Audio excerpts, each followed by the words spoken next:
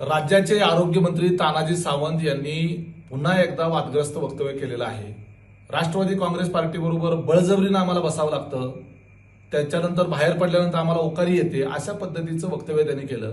खरं तर तानाजी सावंत यांचं असं वक्तव्य ऐकून घेण्याची आम्हाला अजिबात आवश्यकता नाही। माझी तर व्यक्तिगतरित्या अजितदादांना विनंती राहील की असलं ऐकून घेण्यापेक्षा आपण महायुतीमधून बाहेर पडलेलं चांगलं। आपण काय लाचार आहोत का सत्तेला? आणि हे कोण तानाजी सावंत अशा पद्धतीनं बोलणार? आणि काय संबंध आहे त्यांचा बोलायचा? तानाजी सावंत यांनी महायुतीमध्ये राष्ट्रवादीला प्रवेश दिला का? जे सरकार जे आता आलेलं आहे, ज्यांच्या नेतृत्वामध्ये, एकनाथजी शिंदेच्या नेतृत्वामध्ये जे राज्यातलं सरकार आहे, हे सरकार एकनाथ शिंदेंना मुख्यमंत्री केलं म्हणून तानाजी सावंत यांना मंत्री होता आलं।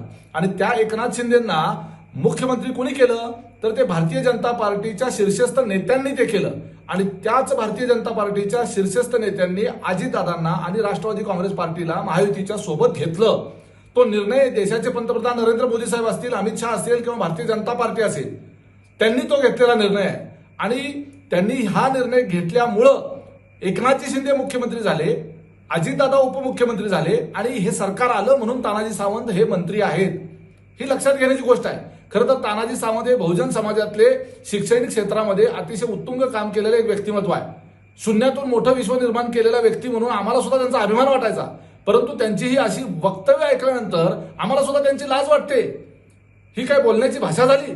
या पद्धतीनं जर तानाजी सावंत किंवा अजून कुणीही बोलणार असेल तर राष्ट्रवादी काँग्रेस पार्टी ऐकून घ्यायला मोकळी नाही। माझी त्यामुळं माझ्याच पक्षातल्या वरिष्ठ नेत्यांना विनंती आहे की आपण स्वाभिमानी आहोत, आपण काय कोणाच्या घरचं खात नाही आहोत। आणि त्यामुळं अशा पद्धतीनं ओकारीची भाषा करणाऱ्या तानाजी सावंतला एक तर बाहेर काढा, नाही तर आम्ही तर बाहेर पडतो। एबीपी माझा, उघडा डोळे बघा नीट।